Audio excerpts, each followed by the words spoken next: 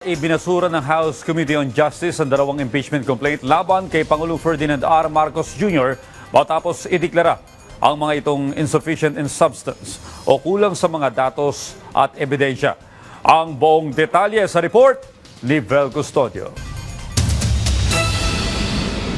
With a vote of 42 in favor of the motion, 1 against the motion, and 3 abstain, the chair therefore declares the impeachment complaint of De Jesus insufficient in substance.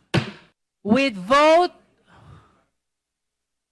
in favor of the motion, 7, and those against the motion, 39, with 0 abstention. The chair declares the Massa et al. Impeachment complaint insufficient in substance. Ibinasura ng House Committee on Justice ang dalawang impeachment complaint laban kay Pangulong Ferdinand R. Marcos Jr.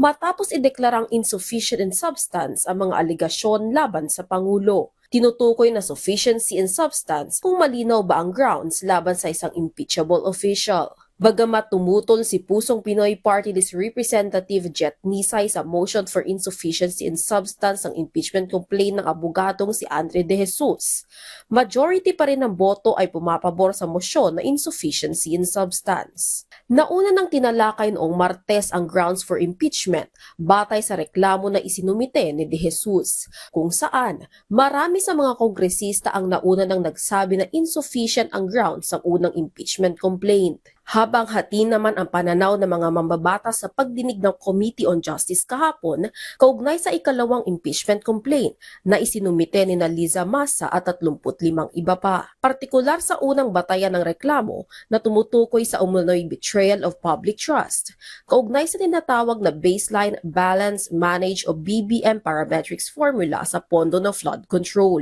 It is clear from the complaint that the President did not do any overt act that will show that he directed these 3 schemes. The DPWH adopted, that is their statement, adopted the BBM parametric formula. Because indeed, the Department of Public Works originated, planned, discussed, implemented this formula. Where is the President here? Sumang-ayon si Committee Vice Chair Alfredo Garbin Jr. sa posisyong ito at sinabi na ang parametric formula ay hindi legal at bahagi lamang ng pagtatakda ng policies at priorities sa pambansang budget. Sa kabilang panig, bagamat aminado si mamamayang Liberal Party List Representative Laila De Lima na may halong konklusyon at hindi purong katotohanan ng ilang bahagi ng reklamo, naniniwala siya na sapat pa rin ang kabuoang aligasyon para magpakita ng betrayal of public trust. Pabor naman ng ilang kongresista na sufficient in substance ang aligasyon ng budgetary insertion, pero hiling nila. Ako po ay naniniwala na dapat humarap si Saldico dito po sa atin para malaman na ma-cross-examine ng mga members ng komite at mahusgahan siya, hindi lang ng mga mambabatas kundi ng sambayan ng Pilipino. Kung talagang totoo ang sinasabi niya o may laman ang sinasabi niya. Kailangan po niyang bumalik dito para i-affirm niya under oath itong mga allegations. Sa huli, majority ng boto ng komite ang nagsasabing insufficient in substance ng impeachment complaint laban sa Pangulo.